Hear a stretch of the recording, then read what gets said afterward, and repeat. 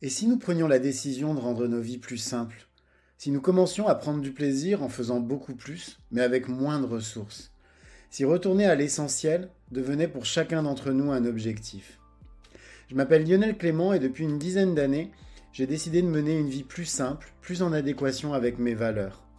Durant ces 10 années, j'ai travaillé à mener une vie plus frugale et j'ai découvert que c'était absolument pas une vie triste, ennuyeuse et pleine de frustration. J'ai découvert dans la frugalité une forme d'abondance qui aujourd'hui me rend pleinement heureux, même si je suis encore loin, très loin d'être arrivé. Et je suis convaincu que cette quête de simplicité est la quête de ma vie. J'ai créé les chemins de la frugalité pour partager mon expérience, mes découvertes, mais aussi pour vous inspirer et vous donner envie, à vous aussi, de faire de l'essentiel le tout de votre quotidien.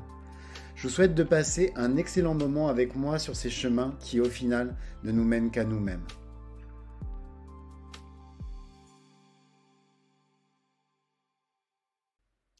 Bonjour tout le monde, cette semaine nous allons parler d'un sujet qui me tient particulièrement à cœur.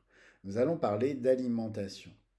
Ceux qui me connaissent savent que je suis non seulement hyper gourmand, mais que je suis également particulièrement curieux culinairement.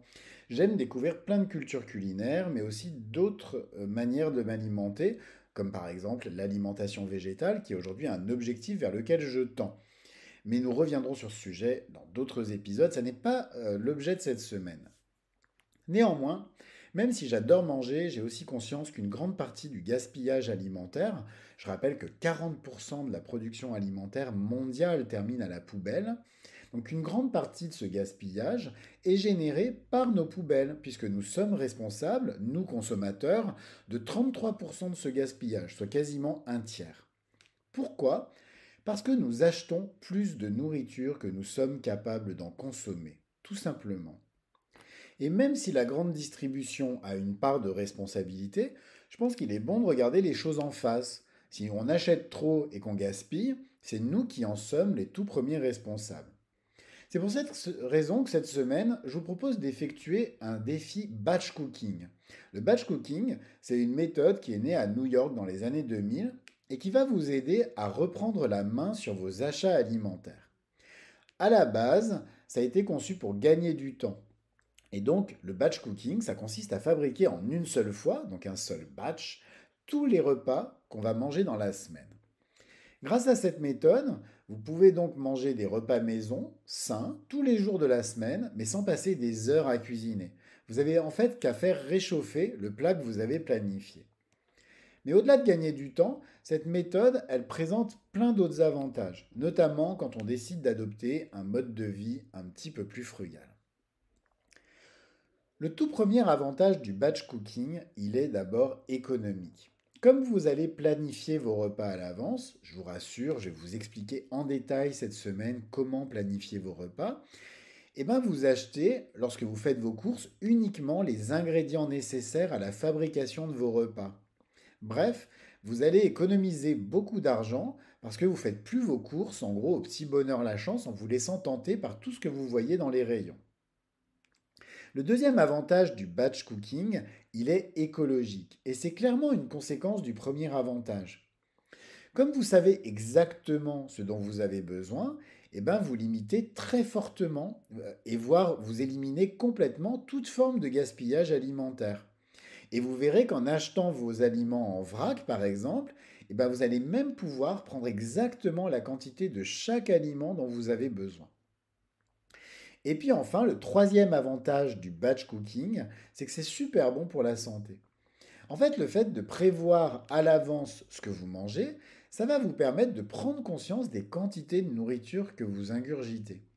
Personnellement, pratiquer le batch cooking, ça me permet de mieux manger tout en perdant ou en stabilisant mon poids. Par ailleurs, le bénéfice sur la santé mentale est indéniable.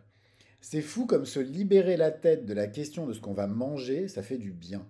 Et franchement, savoir qu'un petit plat maison nous attend à la maison, ça m'aide, en ce qui me concerne, considérablement à passer d'excellentes journées. Mais bon, je vous rappelle que je suis un incorrigible gourmand qui a la nourriture en obsession. Cette semaine, donc, je vous invite à vous lancer avec moi dans ce qu'on appelle un défi, donc un défi batch cooking. En fait, chaque jour de la semaine, je vais vous guider étape par étape pour planifier vos repas que vous mangerez la semaine prochaine. Je vais vous aider à définir les quantités et puis surtout à vous organiser pour que dimanche, puisque dimanche ce sera le grand jour de la fabrication, lors de cette grande séance de fabrication, vous puissiez être hyper efficace pendant ce fameux batch. Bien entendu, c'est un défi que vous pouvez tout à fait prendre en cours de route ou même commencer juste pour vous dans plusieurs semaines. Il vous suffira tout simplement d'écouter tous les épisodes de la semaine pour retrouver les techniques qui vous permettront de mettre en place cette routine qui, vous allez voir, va être très vertueuse dans votre quotidien. Alors, est-ce que vous êtes prêt à rejoindre ce défi? Si c'est le cas, moi je vous donne rendez-vous demain pour découvrir comment planifier vos repas sur une semaine. Cet épisode des chemins de la frugalité est maintenant terminé. Comme d'habitude, je vous invite, si vous aimez mon podcast, à vous y abonner et à lui mettre 5 étoiles sur votre plateforme de podcast préférée. Ça va beaucoup m'aider à bien le référencer sur ces plateformes. Et sinon, vous pouvez également le partager autour de vous afin de le faire connaître à vos proches. En attendant, je vous souhaite à tous une très belle journée et je vous dis à demain pour un nouvel épisode. Au revoir.